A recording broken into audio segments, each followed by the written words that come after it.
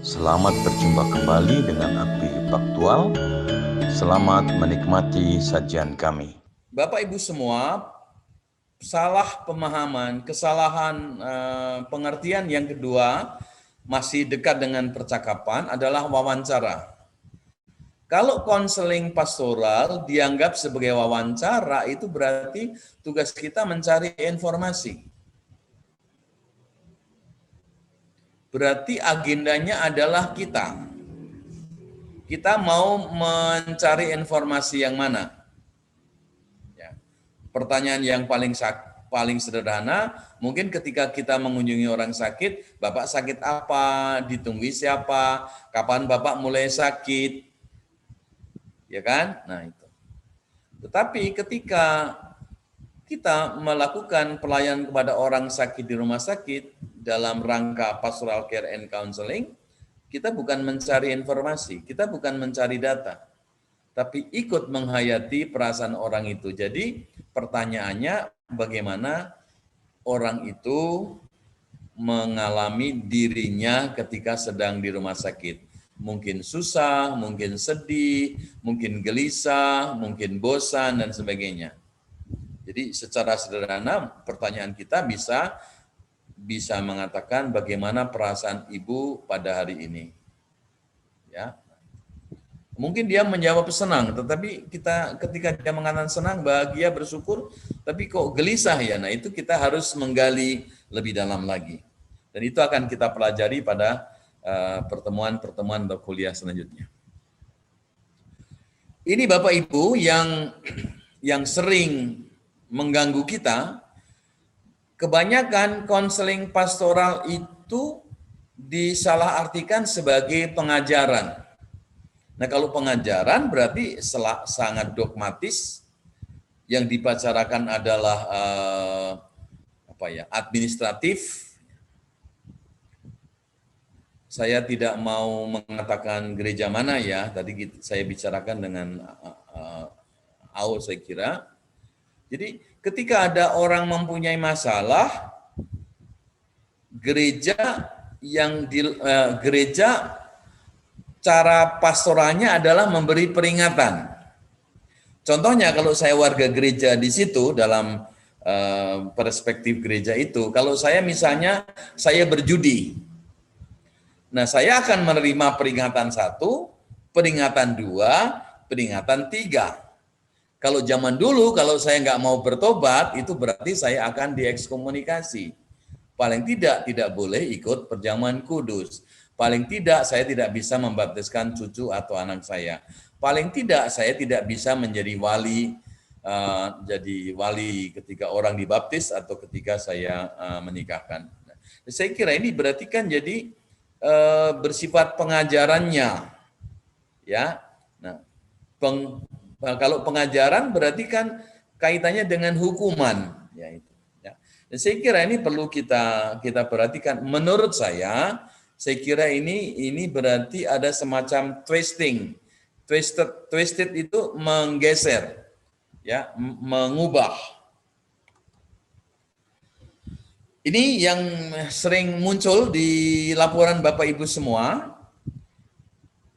Perspektif bimbingan, karena mungkin terganggu dengan bimbingan konseling dan sebagainya, sehingga banyak teman-teman yang mendefinisikan konseling pastoral itu konselor membimbing.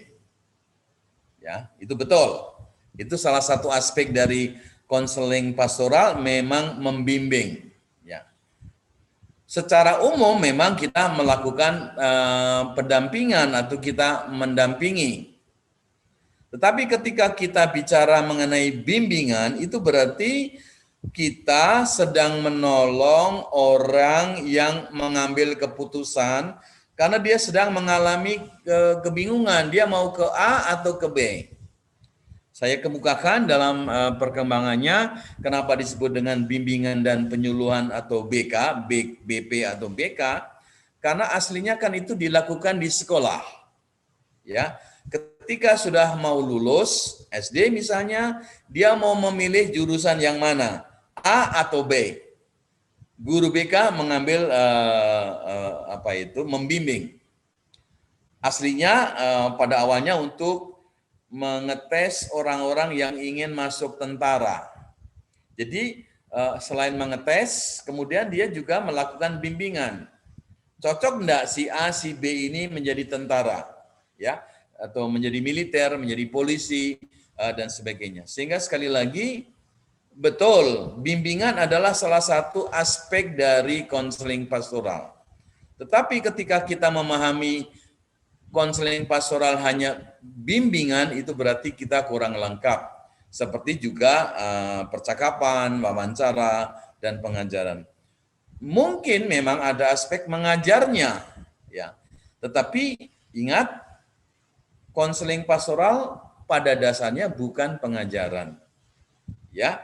Sehingga sebenarnya seperti katekisasi persiapan perkawinan, ada yang bilang pastoral pranikah. Nah, kita bisa lihat di situ. Itu pastoral betul, konseling pastoral itu sebenarnya pengajaran mempersiapkan orang mau menikah. Nah, kita bisa cek di situ, ya. Karena kalau mengatakan konseling pastoral pranikah seharusnya juga menyangkut aspek-aspek yang jauh lebih luas, ya, bukan hanya sekedar memberitahu ini atau itu, apalagi nanti caranya harus begini, ini begini, ada persembahan dan sebagainya, ya.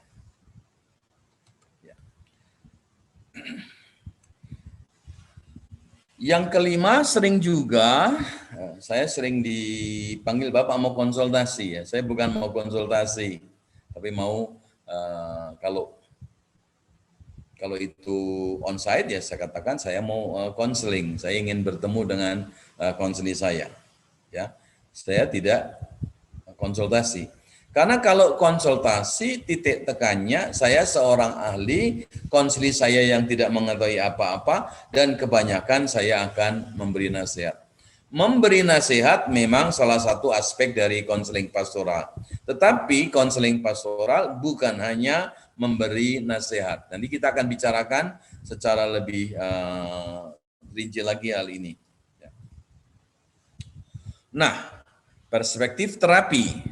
Karena mengikuti, masih ingat Bapak Ibu semua, teman-teman, saudara-saudari, pada awalnya karena yang sedang berkembang pada waktu itu adalah psikoterapi yang berakar pada ilmu medis, ilmu kedokteran yang menjadi psikiatri atau kesehatan jiwa.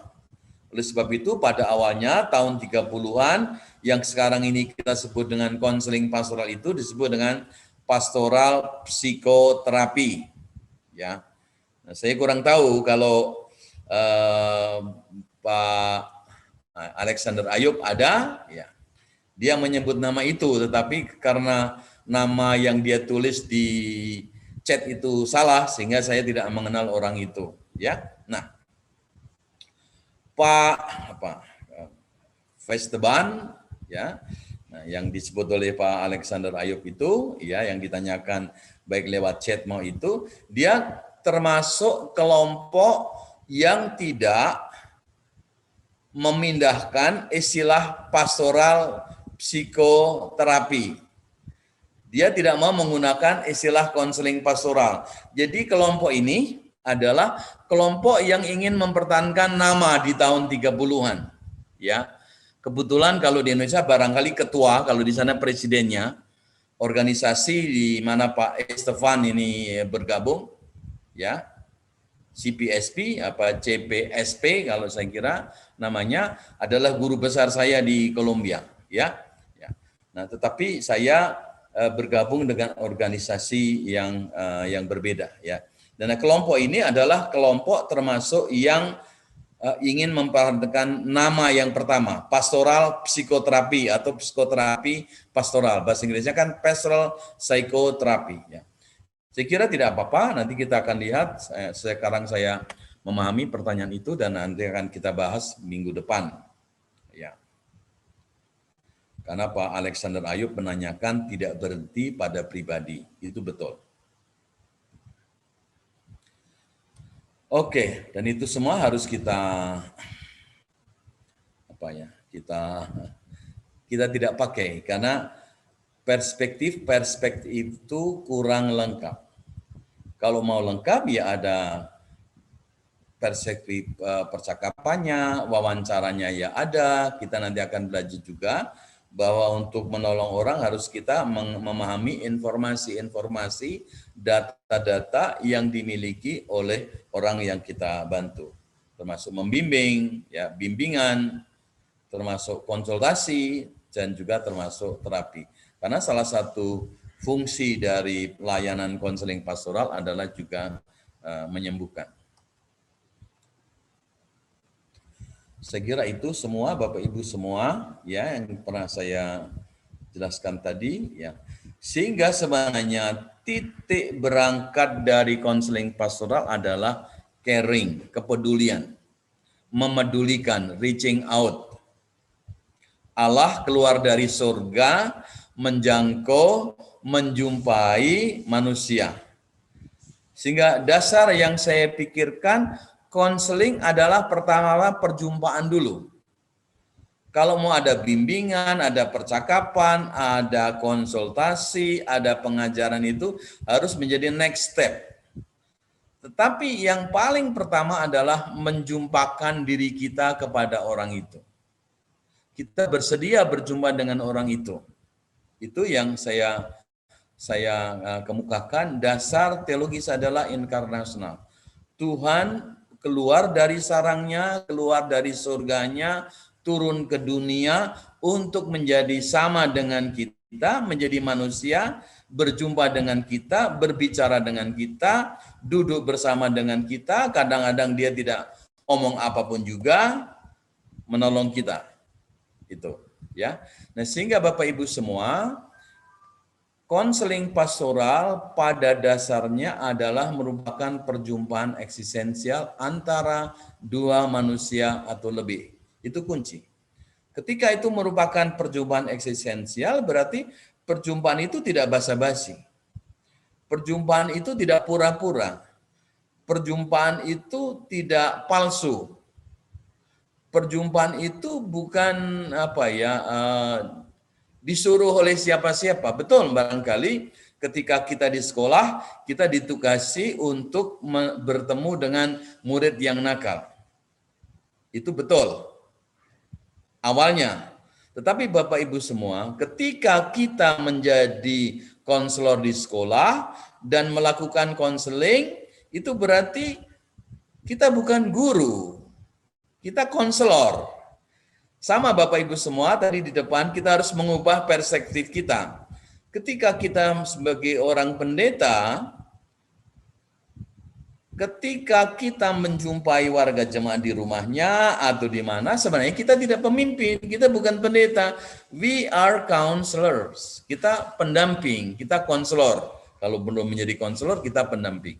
Berarti kita harus memposisikan dalam posisi yang sederajat.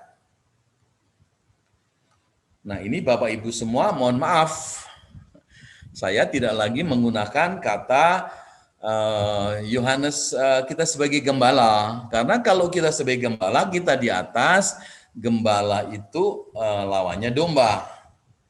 Bapak Ibu semua, domba itu binatang yang paling nakal. Kalau Bapak Ibu nggak pernah menggembalakan domba-domba itu, binatang itu suka-suka.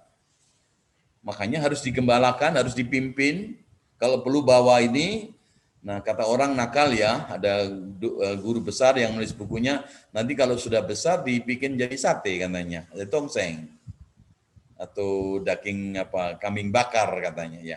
Dan saya kira juga Bapak Ibu semua secara konteks zaman sekarang mungkin sulit ketika kita berkhotbah berkhotbah tentang gembala, domba, dan gembala itu sangat sulit bagi orang-orang sekarang karena tidak pernah melihat dunia peternakan semacam ini. Dan itu berarti ketika kita bicara mengenai gembala, ada pemahaman bahwa umat itu perlu dikasih tongkat. Karena tadi saya katakan, menurut pengalaman saya menggembalakan kambing itu yang paling nakal, lebih nakal daripada sapi dan kerbau dan kuda. Lari sana, lari sini, dan sebagainya. Minggir, mau nyari rumput tetangga, dan sebagainya. Jadi juga maaf kalau boleh dikatakan, domba itu adalah hewan yang paling bodoh. Nah, gambaran-gambaran ini menunjukkan Bapak Ibu semua, orang yang sedang dulunya tidak Kristen menjadi Kristen, dan itu dianggap masih bodoh dalam ajaran. Oleh sebab itu Bapak Ibu semua, kalau nanti saya jelaskan skemanya, jabatan pastor itu munculnya tidak di awal Alkitab, tidak di awal abad gereja perdana, abad 1, 2, dan 3. Itu yang dipakai adalah tua-tua, diaken, penilai, itu betul. Nah, tetapi jabatan pastor itu muncul di abad keempat ketika gereja sudah menjadi jaya. Gereja sudah diakui menjadi sama dengan pejabat. Bapak Ibu semua, abad keempat, kelima, keenam, Kekaisaran Romawi mengalami kemunduran yang luar biasa. Dan yang luar biasa adalah Kaisar Konstantinus Agung. Dan salah satu cita-cita dia adalah menguasai seluruh dunia. Ingin membuat Kekaisaran Romawi berlaku untuk seluruh dunia, menguasai. Dan dia sadar bahwa cita-cita itu tidak mungkin. Makanya dia melimpahkan cita-cita itu ke gereja yang di abad 1, 2, 3 mengalami penderitaan yang luar biasa, dan dia melihat bibit-bibit kekuatan penyebaran luar biasa. Makanya dia pada abad keempat menyatakan bahwa gereja adalah satu-satunya, atau kekristenan, pengikut-pengikut Yesus adalah satu-satunya agama yang direstui oleh negara, dan itulah menjadi gereja Katolik. Paus dan sebagainya muncul di abad kelima dan keenam. Sehingga jabatan yang semula disebut imam menjadi pastor. Ya. Ini perlu kita lihat, sehingga sebenarnya pastor itu adalah nama jabatan yang baru dan tidak ada di Alkitab, dan juga tidak ada di abad pertama, kedua, dan ketiga. Baru keempat, kelima, dan keenam. Abad ketujuh baru ada bagaimana imam yang seharusnya menjadi pastor melakukan pastoral. Itu Kaisar Paus Gregorius Agung, the Great Gregory, yang membuat peraturan. Sehingga ketika kita melihat sejarah ini sangat jelas bahwa pastor itu pada perkembangannya diidentikan sebagai pemimpin umat yang melihat domba-dombanya itu masih domba-domba yang nakal, karena belum begitu memahami kekristenan dan sebagainya, ajaran dan sebagainya, adat istiadat baru yang dikembangkan oleh gereja ketika itu. Sehingga jujur kalau boleh saya salah asumsi saya tidak lagi menggunakan istilah penggembalaan. Karena itu dikaitkan dengan fungsi pemimpin. Bapak Ibu semua, ini saya kira sebagai gambaran. Abad 1 dan 3 kadang-kadang sejarah gereja mengatakan itu adalah masa kesengsaraan. Menurut saya dari sisi pastoral justru itulah masa menuju puncak. Kalau kita membaca sejarah gereja abad 1 dan 3 itu gereja bisa bertahan karena ajarannya betul. Menurut asumsi saya sebagai seorang pegiat konseling pastoral, bukan pertama-tama karena ajaran betul, tetapi tindakannya yang betul. Ya. Coba Ibu Ian Soplanit ini yang di Mamuju, ketika ada krisis bencana gempa bumi ini, yang diperlukan ajaran atau tindakan, Ibu? Tindakan kan? Orang menolong, memberi itu, memberi perlindungan, entah agama apapun, pengalaman saya itu semua saling tolong-menolong. Mungkin kalau nanti dipikir dia Islam Kristen malah nggak mau menolong kan, saya kira, atau nggak mau ditolong. Dan itu terjadi di beberapa daerah. Karena yang penting ajarannya. Tapi menurut saya kekuatan gereja abad yang pertama sampai ketiga adalah tindakan. Dan tindakan itu adalah tindakan saling memedulikan, ketika gereja dan orang-orang Kristen mengalami penderitaan yang luar biasa. Dan Bapak Ibu semua luar biasa, 3 abad. Hanya abad 1, 2, dan 3, abad keempat gereja sudah mengalami kejayaan. Dan itulah munculnya jabatan pastor, yang semula adalah imam, yang semula adalah tua-tua, yang semula adalah diaken, menjadi ada jabatan pastor diposisikan sebagai pemimpin umat. Dan kalau saya tidak salah, mohon maaf, semua pakaian, semua aksesori yang dipakai oleh para pemimpin gereja itu adalah adaptasi dari pakaian aksesori yang dipakai oleh kaum bangsawan atau pemerintah pada waktu itu. Termasuk juga persembahan, Bapak Ibu semua. Persembahan kalau di Katolik kan ekaristinya, tapi kalau di gereja Protestan itu kan persembahan kan dianggap persembahan uang itu. Itu sebenarnya kan juga mengganti pajak menjadi mengganti persembahan ke gereja, itu aslinya. Gereja mengalami masa kejayaan, Bapak Ibu semua, penyebaran luar biasa, ya. Dan saya pikir kita harus bersyukur 3-4 abad gereja sudah menyebar ke seluruh Eropa.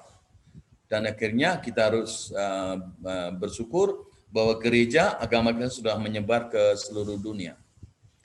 Ketika gereja mengalami masa kejayaan, Bapak Ibu semua, semua aturan, semua pastoral menjadi elitis. Dikerjakan oleh pastor. Kalau nggak pastor, nggak boleh dalam semua. Yang dulu kalau, nah ini aneh kan Bapak Ibu semua, kalau dulu baptis bisa dilakukan oleh siapapun juga, harus dilakukan oleh imam. Di Katolik sudah terbuka, bisa dilakukan oleh siapapun juga yang diberi wa. Kalau di gereja Protestan, kalau nggak pastor atau pendeta nggak boleh membaptiskan. Jadi kadang-kadang kita bingung, seolah-olah Katolik konservatif, tapi sebenarnya sangat maju. Ya. Contoh yang paling sederhana, memberikan roti perjamuan. Kalau di Katolik sudah diberkati oleh Romo, prodiakon bisa membawa ke rumah-rumah tanpa pendeta harus hadir. Tapi Protestan kalau nggak ada pendeta kan nggak sah perjamuan kudus itu, roti dan anggur yang dibawa ke rumah. Saya kira mana ini yang lebih Protestan, yang lebih terbuka, Katolik atau Protestan? Ya. Ketika gereja mengalami kejayaan dan makin elitis, Bapak Ibu semua, muncullah tarekat-tarekat, muncullah pertapa-pertapa yang sangat memperhatikan. Ketika gereja menjadi elitis, muncullah kelompok-kelompok bruder, suster dengan berbagai macam tarekat munculnya di situ. Ya. Nah, kalau di Protestan, kalau ada gerakan baru kan biasanya disingkirkan. Gereja Katolik tidak. Tarekat-tarekat itu diakui menjadi bagian dari gereja. Sehingga Bapak Ibu semua, termasuk yang diceritakan oleh Romo Mardikartono, gerakan spiritualitas, gerakan pastoral itu sebenarnya berhimpit. Tokoh-tokoh mistik, tokoh-tokoh spiritualitas Katolik adalah juga tokoh-tokoh pastoral care. Saya membaca karyanya Bernard Clairvaux, seorang Romo, seorang biarawan Katolik yang sangat-sangat ya mengisi kekosongan itu, karena para pemimpin gereja, ini maaf ya Mbak Ija sama Ibu Krista, mungkin saya bukan kritik tapi membaca dari sisi yang berbeda ya. Ya Pak. Ketika gereja terlalu terfokus pada pembagian kekuasaan, muncullah kelompok-kelompok yang juga dihargai oleh gereja, ya. Dan saya kira ini pergumulannya Ibu Shirley Kayadu di Ambon ya. Meskipun sama-sama pendeta, karena nggak pegang struktural, nggak boleh kan gitu ya. Paling-paling disuruh mimpin sekolah minggu. Tapi di gereja Katolik dimungkinkan membagi roti, dan itu dimungkinkan, membaptis dimungkinkan, di Protestan tidak, ya. Bapak Ibu semua, pada abad ke-16 kan reformasi. Teologianya sangat berkembang, back to the Bible, sola scriptura, dan seterusnya ya. Tetapi dari sisi pastoral, orang Katolik sudah memungkinkan orang awam terlibat. Gereja Protestan justru mempertahankan nggak bisa kalau nggak pendeta nggak boleh melakukan pastoral. Jadi sebenarnya satu sisi maju, satu sisi tetap mempertahankan status quo di gereja pada abad ke-4, ke-6, 7, dan 15. Dan itu menarik kalau dilihat dari sisi sejarah. Ya. Sehingga Bapak Ibu semua, kita menarik juga sejarah ketika munculnya konseling pastoral. Yang merintis konseling pastoral bukan pendeta, bukan dosen teologi, tapi orang awam. Dan di situ dan awalnya pendeta-pendeta yang diajar ini, pekerja sosial ini juga ditolak oleh gereja. Dan itulah sebabnya Dr. Richard Clark Cabot membayar gaji mereka dengan uang mereka sendiri selama bertahun-tahun, ya. Dan kita ingat, saya sudah kemukakan, semua hampir seminari, sekolah teologi menolak dan sebagainya. Baru tahun 80-an dirangkul, dan itu memerlukan berapa abad, ya. Nah, contohnya Hiltner, Bapak Ibu yang belajar teologi, Stuart Hiltner itu dia bilang tidak perlu ada profesi konselor pastoral. Semua pendeta mungkin seperti pikirannya Pak Ayub, ya, semua pastoral itu pastor harusnya konseling juga, tetapi kan kenyataannya tidak. Nah, itulah sebabnya sekali lagi munculnya konseling pastoral dirintis bukan oleh pendeta, bukan oleh doktor teologi, malah justru membenci mereka, tetapi orang awam. Dan tentu melibatkan teologi. Dan itu sebabnya juga supaya tidak terlalu mencolok pengembangan itu, Richard C. Cabot menciptakan dalam waktu yang sama juga bersama-sama melakukan pendidikan, satu sisi memperhatikan aspek sosialnya, satu sisi memperhatikan aspek mentalnya, psikologisnya, tanpa melupakan aspek spiritualnya. Baru karena pengaruh Carl Rogers, ya, Carl Rogers kita harus acungi jempol. Dialah yang mengatakan bahwa konseling sama dengan psikoterapi. Oleh sebab itu, pada abad tahun 40-an, 50-an, nama psikoterapi pastoral kurang terkenal dan kemudian menjadi konseling pastoral. Dan sampai akhirnya memang pada tahun 80-an psikoterapi, konseling sama dengan psikoterapi, ya. Dan hanya orang yang melakukan psikoterapi orang yang berbeda. Tetapi itu berarti bahwa seorang konselor pastoral juga harus memiliki pengetahuan intervensi yang dalam secara psikologis sekaligus secara spiritual. Jadi Bapak Ibu yang ingin menjadi konselor pastoral harus bangga. Tidak hanya belajar psikologi, tapi juga belajar teologi. Sebaliknya, tidak hanya belajar teologi, tapi juga belajar psikologi dan bagaimana melakukan intervensinya. Luar biasa, ya. Karena itu saya geluti selama puluhan tahun. Jadi kalau saya tidak bangga kepada konseling pastoral, nanti orang ketawa. Ya. Jadi saya selalu bilang sama teman-teman psikolog, ya. Sekarang berbeda Bapak Ibu semua, psikolog juga ada memperhatikan spiritual. Tapi aslinya tidak. Nah, di situ. Jadi saya selalu menantang mereka kalau ketemu guyon-guyon, ya, humor. Mana yang lebih hebat, konselor pastoral atau psikolog? Ya. Sama-sama ya Mas katanya. Enggak, kalau saya konselor pastoral, belajar teologi sekaligus belajar teologi. Kalau psikolog klinis cuma belajar psikologi kan gitu. Itu, maaf ya kalau saya guyon mungkin kurang tepat. Nah, ini Bapak Ibu, saya kira sedikit kita lihat waktunya jam 6. Saya kira pernah saya kemukakan juga sebenarnya salah satu, saya kira saya harus mengatakan, saya tidak ingin naif mengatakan bahwa kita ini lebih dari yang lain, saya kira. Saya tidak ingin mengatakan itu, tetapi dari sisi sejarah terbukti bahwa apa yang kita lakukan itu sangat berakar dari sisi teologis dan budaya. Tidak ada agama apapun juga di dunia ini yang memiliki tradisi caring itu. Mungkin itu pastoral, ya. Itulah yang disebut dengan cura animarum. Ya. Teman saya Romo Madio, saya menerjemahkan memedulikan manusia atau memedulikan jiwa. Romo Madio mengatakan memedulikan manusia holistik. Padahal terjemahnya kan care of the soul. Tetapi menurut Romo Madio, teman saya di pusat pastoral mengatakan, bukan Romo Mardi ya, ada Romo Madio itu Qura animarum itu artinya memedulikan manusia secara keseluruhannya. Dan itu tradisi ini yang diwariskan dari waktu ke waktu, dari generasi ke generasi. Di dalam semua pergumulannya, mungkin kurang diperhatikan, mungkin tidak diperhatikan, tetapi roh itu selalu ada.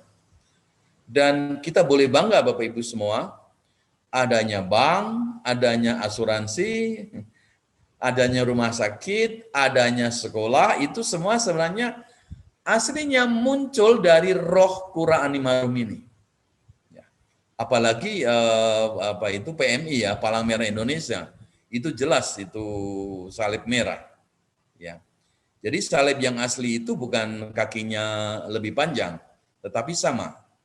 Karena ke atas, ke bawah, ke samping sama, itu yang salib asli. Ya. Ketika gereja mula-mula mengusir setan dan sebagainya, juga menggunakan ketika saya memegang ini salib, ya sama, ke atas, ke bawah sama, ke kiri sama.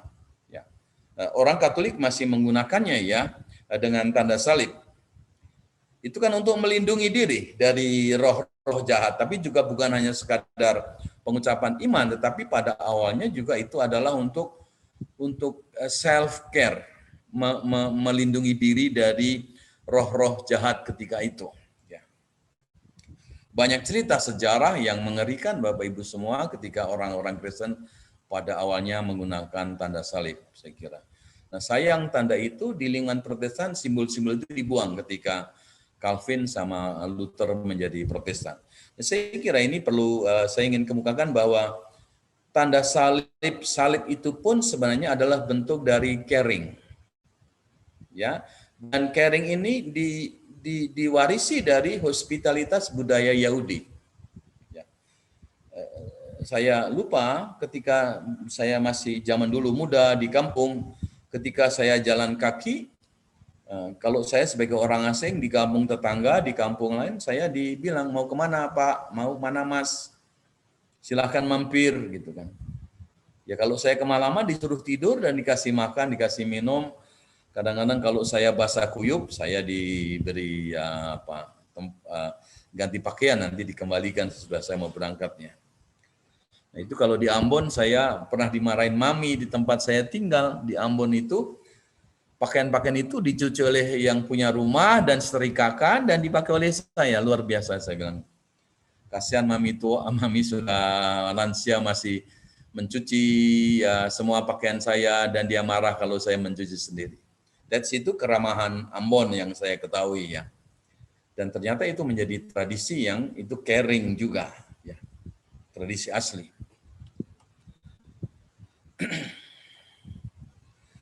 Dengan kata lain, Bapak Ibu semua sudah kita bahas bahwa pastoral counseling memiliki dasar yang kuat. Teologis, caring God, Tuhan yang sangat peduli dengan nasib kita, sampai dia menjelmakan dirinya sendiri.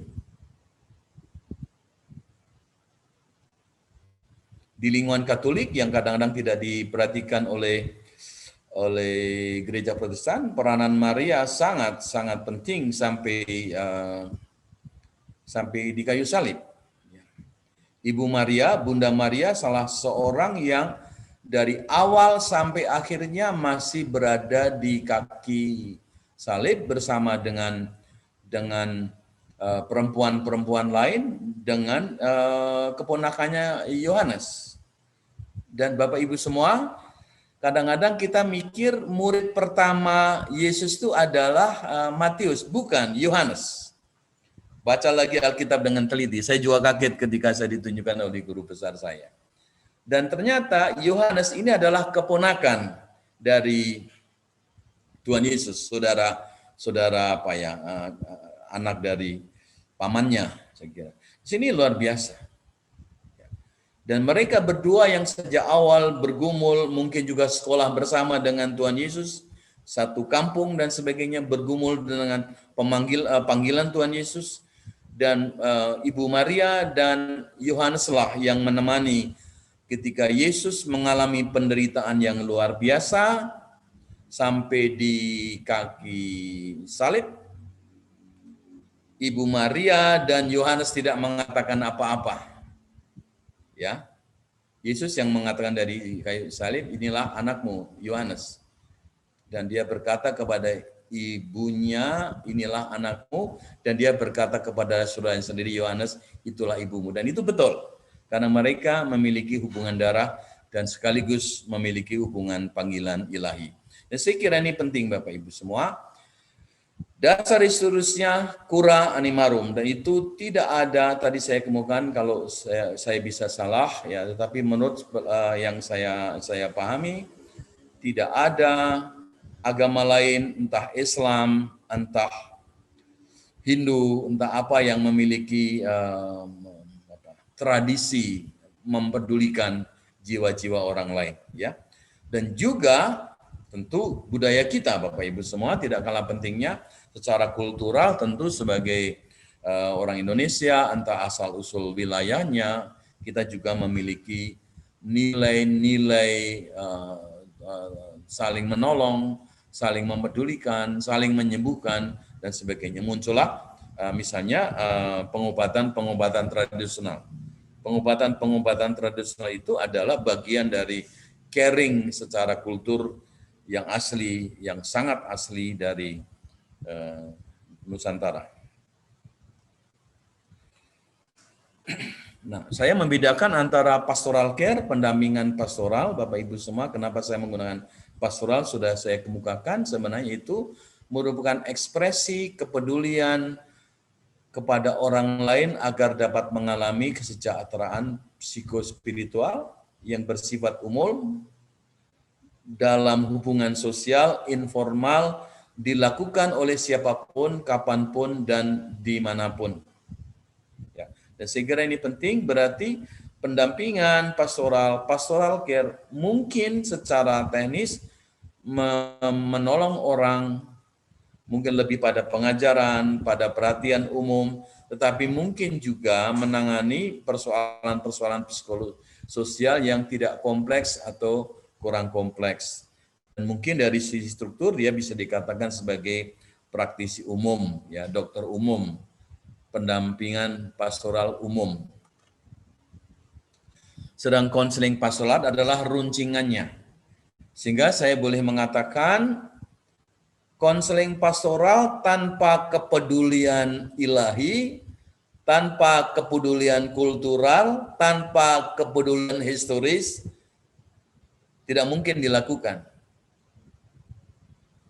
Ya.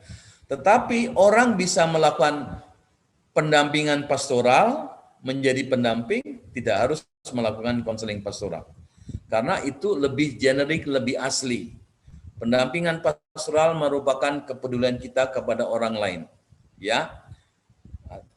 Baik individu maupun sekelompok orang yang memiliki hambatan pertumbuhan baik internal maupun eksternal. Nanti kita akan rinci lagi ya. Dan memperhitungkan, memanfaatkan sumber daya yang dimilikinya.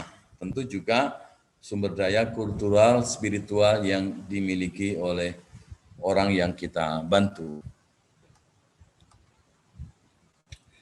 Ini ciri-ciri dari karakteristik dari konseling pastoral, itu merupakan runcingan dari pendampingan pastoral. Tentu pendeta termasuk di situ, memperhatikan umatnya, tidak ada masalah.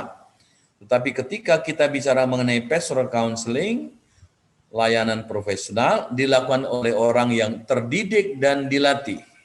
Nah, PCF ini Bapak Ibu semua mendidik dan melatih. Makanya ada kuliahnya, ada praktikumnya.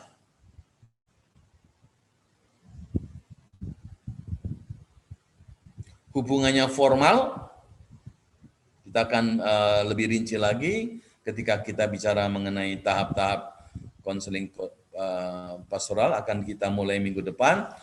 Bersifat kontraktual, tujuannya jelas, ya, waktunya jelas, ya, memiliki boundary, batasannya jelas, apa yang kita ingin lakukan, apa yang ingin kita tolong, tentu harus sistematis, terstruktur. Kita akan bahas juga mengenai tahap-tahap yang harus kita lakukan ketika melakukan konseling pastoral metodis, menggunakan metode dan teknik. Ini akan kita pelajari juga metode yang akan kita pakai, pola yang akan kita pakai, struktur yang akan kita pakai untuk menolong orang supaya efektif pertolongan kita, dan teknik tertentu.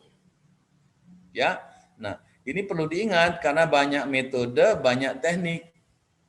Mungkin kita sudah melakukan pertolongan, tetapi kita lupa pohon metodenya itu yang mana.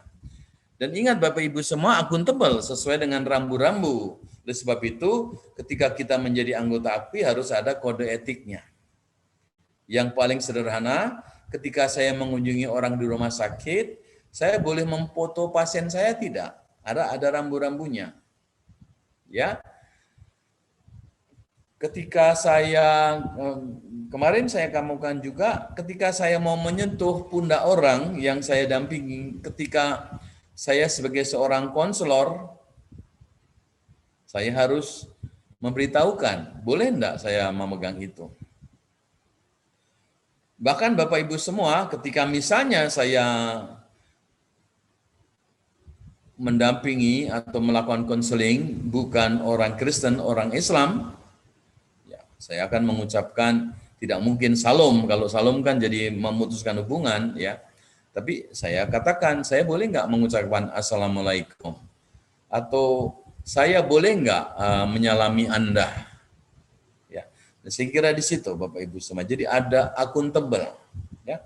Kemudian konseling pastoral menangani persoalan-persoalan psikospiritual yang kompleks atau bahkan sangat kompleks. Yang menentukan ini adalah kita sendiri, apakah kita mampu menanganinya atau tidak. Kalau tidak, itu bukan wilayah kita, apa yang harus kita lakukan. Kemarin sudah saya singgung, misalnya kita merujuk ini juga akan kita bahas secara lebih rinci lagi, ya nanti akan dibantu oleh Ibu Sukorini Windrati yang berada di rumah sakit, bagaimana dia di rumah sakit melakukan rujukan atau menerima rujukan dari profesi lain. Kita tidak mungkin menangani sendiri semua masalah yang sangat kompleks itu.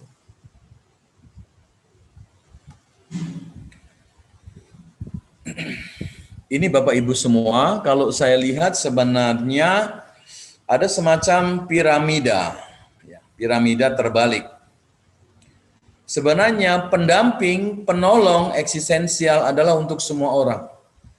Semua orang dari sisi teologi, dari sisi historis, dari sisi budaya, pasti harus saling tolong-menolong. Ya, dalam batas-batas tertentu, ya, memberi nasihat dan sebagainya, memberi saran dan sebagainya. Kalau orang sakit, ke rumah sakit saja. Ya.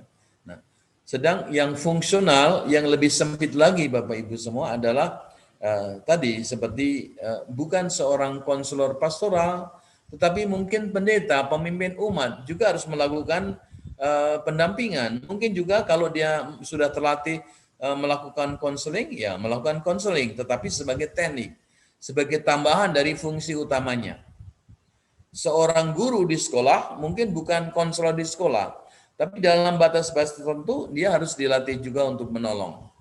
Ya.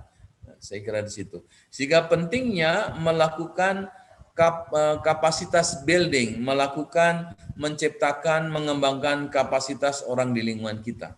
Nah, yang terakhir Bapak Ibu semua, yang profesional tentu itu adalah konselor pastoral. Konselor pastoral pun ada bidang yang berbeda-beda. Mungkin khusus trauma, mungkin khusus ketagihan atau addiction, mungkin menangani anak-anak, mungkin konseling orang tua, ya, bencana dan sebagainya. Jadi banyak bidang-bidang yang boleh dikatakan sangat tidak terbatas. Ya. Sehingga seluruh sistem ini, Bapak Ibu semua, seluruh sistem layanan pertolongan sebaiknya digerakkan dan bergerak bersama-sama untuk menolong orang, mempedulikan khususnya lingkungannya, kemudian menolong jikalau memungkinkan dan memang memerlukan lingkungan baik secara individu, pasangan, keluarga, kelompok, komunitas, dan masyarakat secara luas. Saya pikir saya stop di sini dulu Bapak Ibu semua. Waktu kita sudah 1 jam. Apakah ada pertanyaan di situ? Terima kasih atas kunjungan Anda. Jangan lupa subscribe agar tidak ketinggalan sajian kami yang lain. Dan jangan lupa juga getarkan lonceng kebersamaan kita.